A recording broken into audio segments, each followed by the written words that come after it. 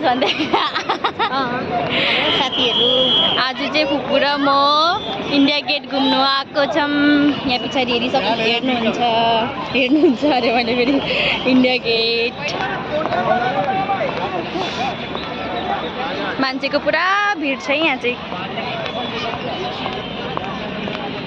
फुपू फुपू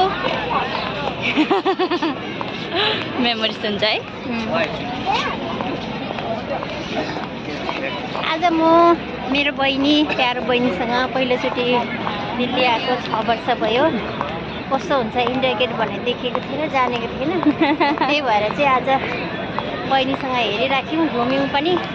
त्यति खास त छैन है, त्यही गेट मात्रै अलिकति त्यही त हो रहेछ भन्ने चाहिँ लाग्यो। तर त्यो चाहिँ एउटा यो उपन्यास जस्तो बहिनीसँग घुमेको यादगार मेमोरिजको लागि। कहाँ लगेको यो भैयाले हामीलाई फेरि? बाहिर पो लाँदैछ त।